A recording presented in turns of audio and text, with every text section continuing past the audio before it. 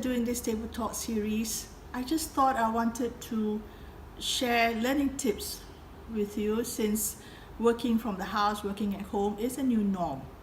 However, my children, especially my daughter, insisted that I should continue with this sharing, because without sharing my knowledge and skills, the journey of learning cannot begin. So doing this table talk series is part of my personal growth. I'm going to talk about ethics and integrity, a topic which is close to my heart. And normally when I do this topic, ethics and integrity, it usually is about a 2 or 3 days training program. However, for this table talk series, I'm going to do in parts. Okay, imagine a scenario. When we talk about this sort of thing, I have to relate to stories, I have to relate to things that I hear from my friends, what I see in social media. When we first started the situation of staying at home, the directive given by the government, many of us didn't know how to react to just being at home and only one person going out to buy foodstuff for the family. But that was how people all over the world reacted to this situation. I'm going to give you a scenario. Remember the last time I shared with you how to tell stories? So this is a setting. Imagine a regular food store. People were walking around searching for food to buy, but at that point of time, everybody wanted to buy roti gardenia. I don't know why roti gardenia, but roti gardenia was what people were searching for. They went to the bread shelf, and oh my God, there was no roti. The shelf was empty. Suddenly, they heard a van approaching the store, and they knew that this is the van coming in to replenish foodstuff.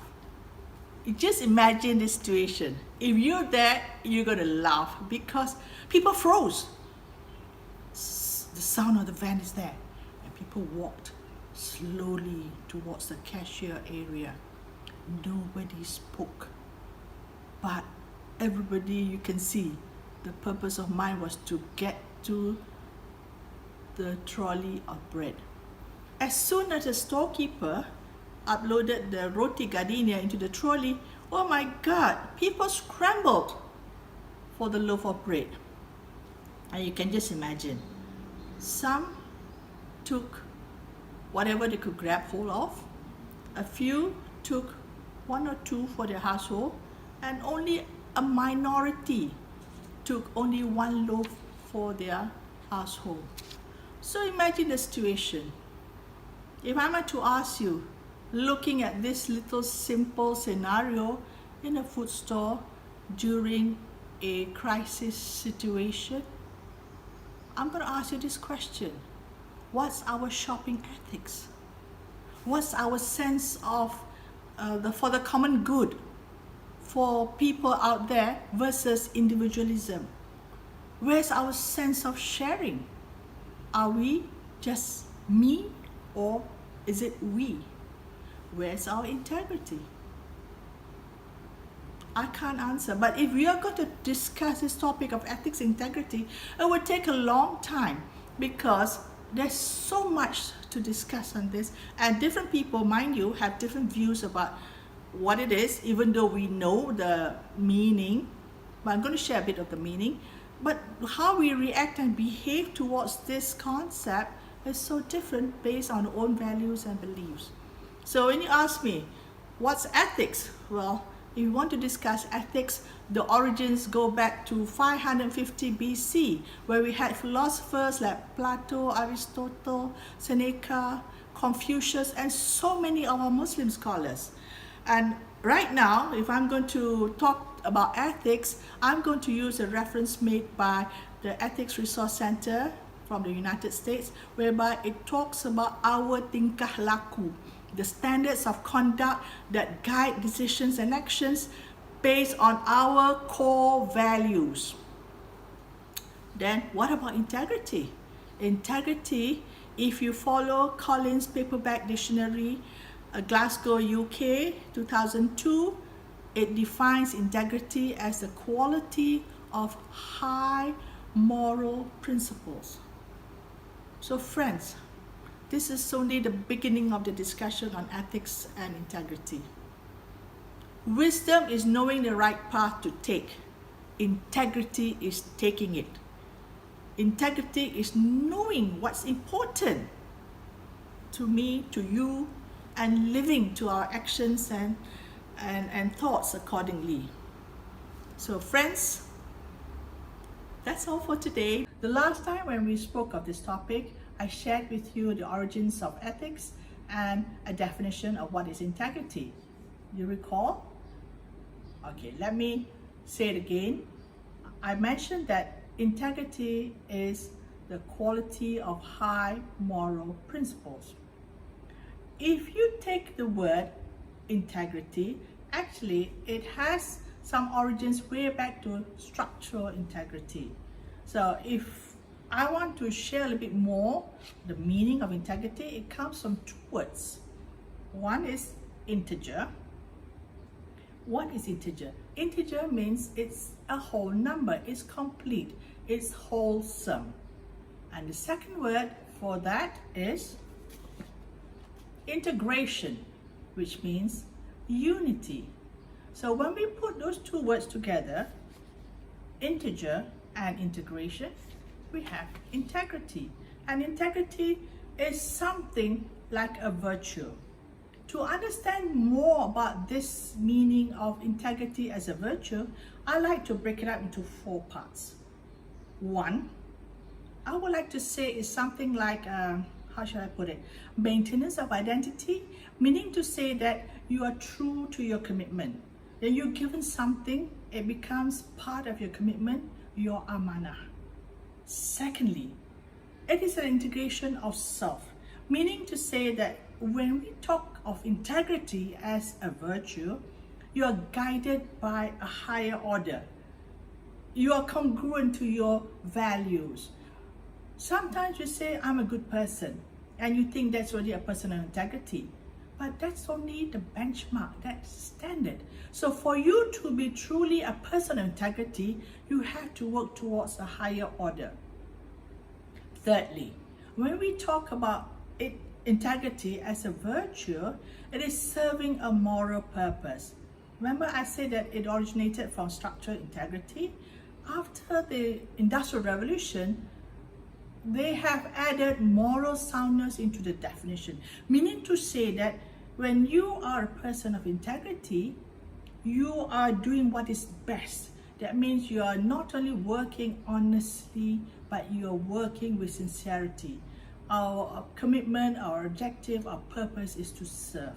So there are 4 parts to understanding the meaning. That is 1, maintenance of identity. 2, integration of self. 3, serving a moral purpose. And 4th, standing for something that you feel that is so important that is more beyond commitment. An example I can give is, for example, your famous personality of Gandhi, where he stood for something.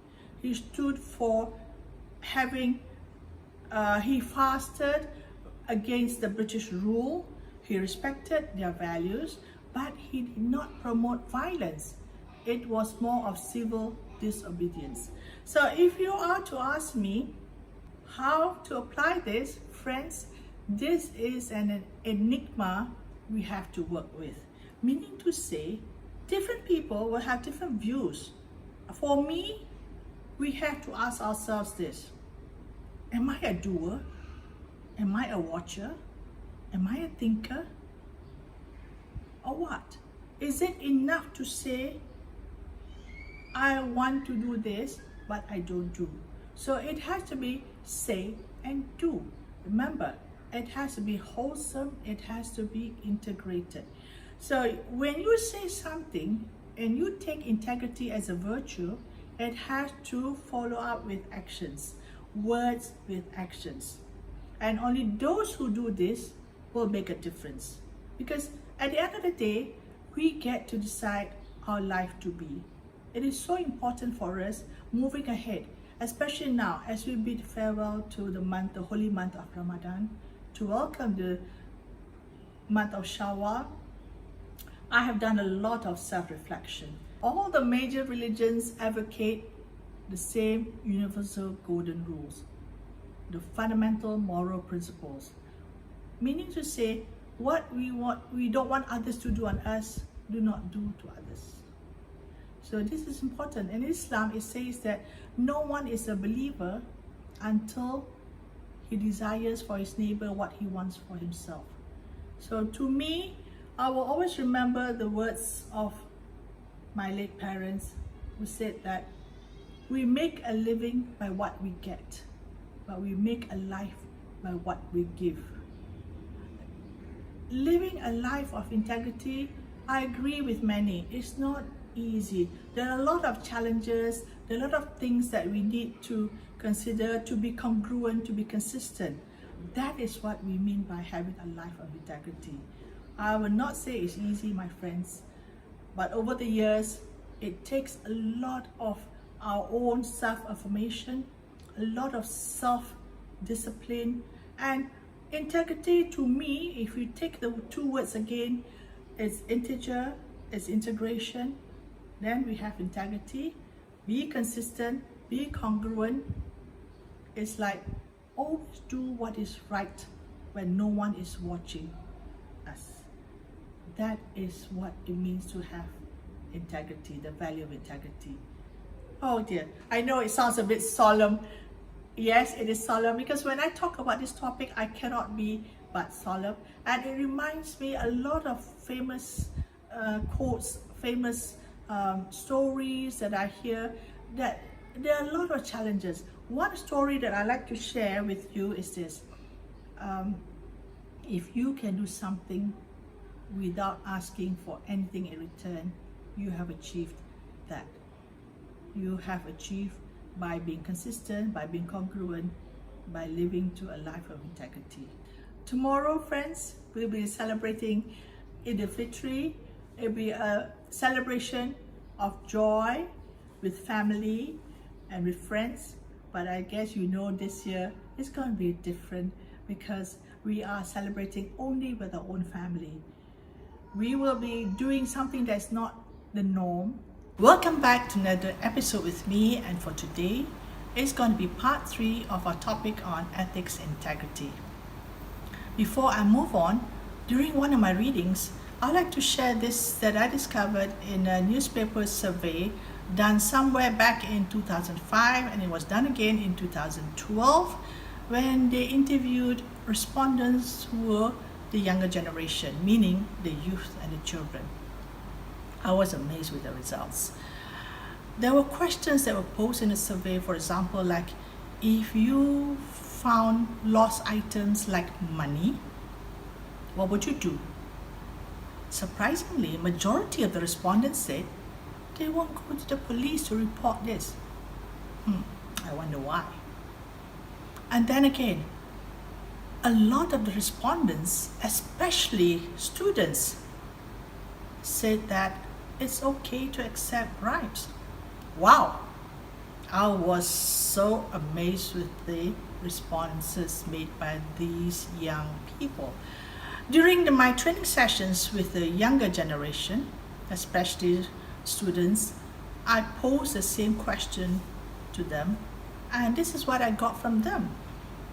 They told me that as they were growing up, mind you, children, they don't speak, but they listen and they observed. They say that during meal times, they hear their parents talk about accepting gifts, getting presents, and looking at our social media right now, the way that we promote products, it's like, good, if you're number 100, you get a gift. If you do this, you get something. So these young children right now are growing in an environment whereby it's okay to accept gifts. So how do we live this? And when I talked about this topic of ethics integrity, friends posed to me, so JJ, how do we measure up to live a life with ethics and integrity? Good question, There's famous saying that says that every person has a price. And there's also another famous quotation that says, small things will lead to big things. So think about it, my friends. Every day in our daily lives, we make decisions, right? Both in our thoughts and in actions. Acting with ethics and integrity means that we have to be consistent and congruent with our personal code of conduct. We stick to what we decide between what is right or wrong. Nobody tells us what is right or wrong, correct? It is something that we decide for ourselves to uphold ethics and integrity. To pursue further discussion on ethics and integrity, I think at this point of time, it's important to differentiate between what is an ethical integrity issue and what is an ethical integrity dilemma. If we talk about ethical integrity issue, it is always described as having a situation, a problem, or opportunity in which we must choose several actions that can be right or wrong. So for example, what are they? They ask me. So I'll give examples. I'm willing to share about 2 examples. Like for example, as an employee, you go out on a business trip and you get entertained for lunch. And when you come back, upon return, you submit a claim for lunch expense. Is that right or wrong? So that's an example of an ethical issue. Another example of this would be, I know a lot of people do this, having worked in a multinational organization, a lot of staff collect stationery in office, mind you, and they would take home for their children, right? Anything is harmless. That is an ethical integrity issue. The stationaries are not yours. They are the companies, they are the office, they are the organization's stationery. So, is it right to take home for your children? Think about it. Okay, moving on to what is an ethical integrity dilemma. It's often described as a situation or problem or an opportunity where the actions or decisions that we take is not so clear between what is right or wrong. There is some kind of a equally high price that we pay. When we talk about a dilemma, it involves emotions. It involves some moral consequences. So, if you ask me, what could be some examples of ethical integrity dilemma? I have read in the media, I've heard this, like people say, I stole for my children. The act of stealing is already wrong. Yes, he or she might be in a difficult situation, financial crisis, whatnot, but is it right to steal? The act of stealing is already wrong. Okay, another example is like, if you happen to know one of your parents has committed a crime, would you report this to the police, to the higher authorities? What's funny is that when I post this in my class, some of the participants told me if it's the father, they probably would report. But if it's their mother, how can they report the mother has committed a crime? So that's an ethical integrity dilemma. So anything that related to ethics and integrity, you can't escape the balance concept. This is my grandson. Come here, his name is Dean. When I do this topic with young children, I always use a lot of imagery with them. When they ask me, they call me Ninda, what is right or wrong? It's difficult to explain in words. Okay, bye, see you, mommy. So when that happens, it's always like using what Stephen Covey has said in his balance account. Similarly with the balance concept, it's a sense of righteousness and honesty that's an interplay with moral values. Because at the end of the day, society, people will always judge your actions Okay? So, when I deal with youngsters like just now, my grandson, how do I explain what is right or wrong? I always tell them, explain a very simple story like we have two angels watching over us every moment of our life. There's an angel on the right side, there's an angel on the left side.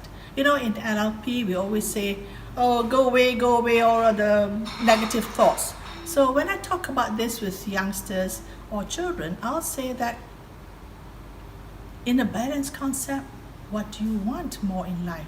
I said we want lots of blessings. Blessings, come, blessings. So the angel on the right side will write more and give you more blessings.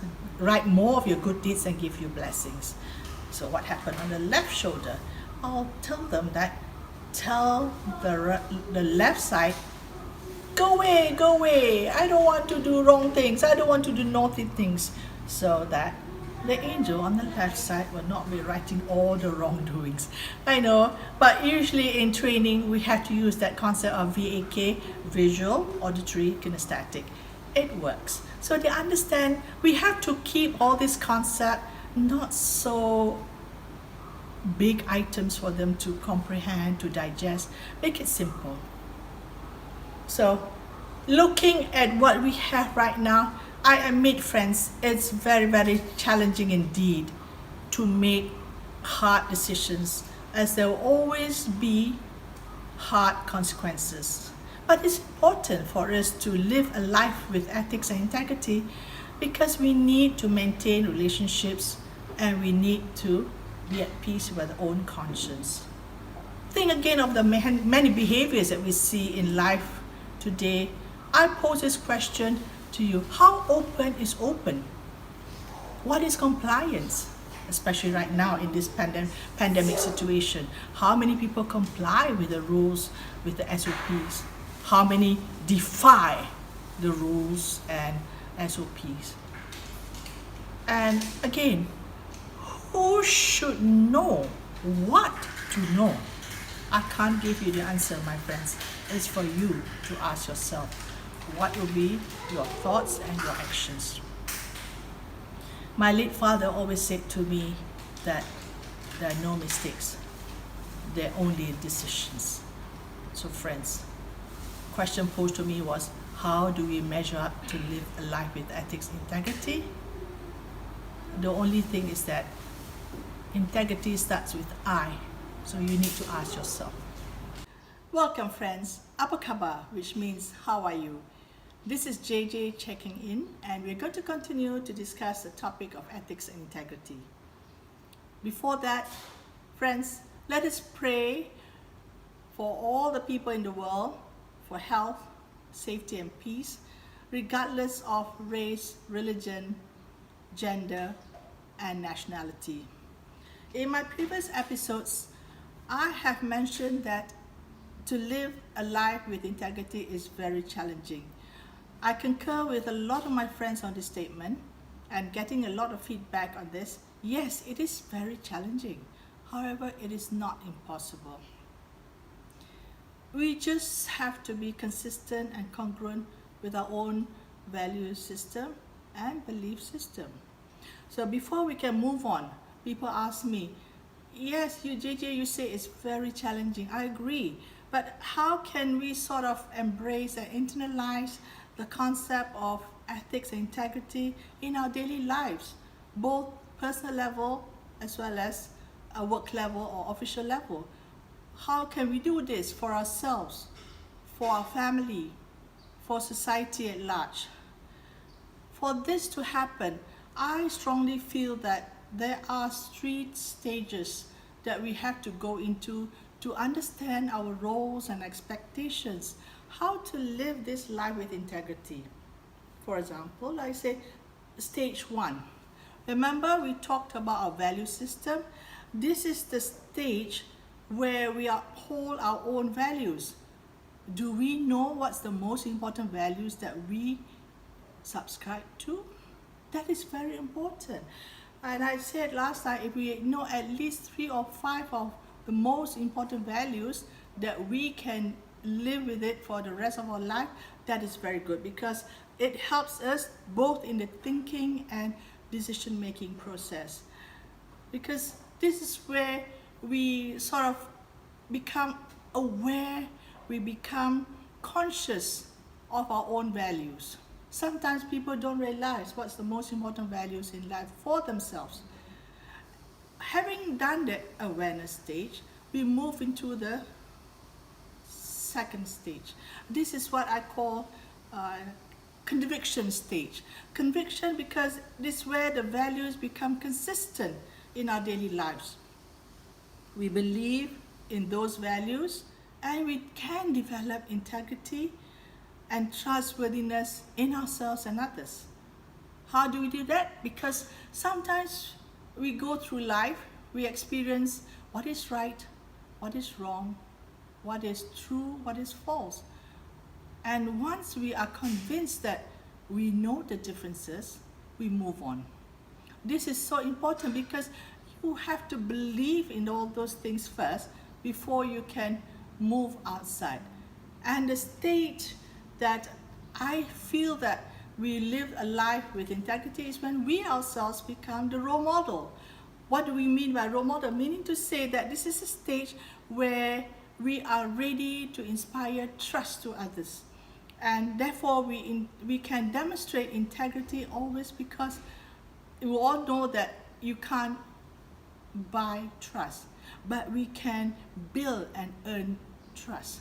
So this is where we sort of walk the talk and we demonstrate that we live the life with integrity. So where are you now in all these three stages of 1? Are you still at awareness? 2, are we at a conviction state? Or can we move into a role model? Can we become the role model to live the life of integrity? You know, growing up, my parents taught us as children, you don't have to be mean or rude to get what you want. Remember, it does not hurt to be sincere and kind in our behavior.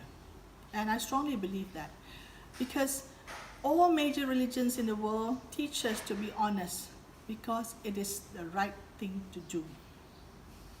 As I grew up, my mentors taught me also that bad things happen when good people do nothing.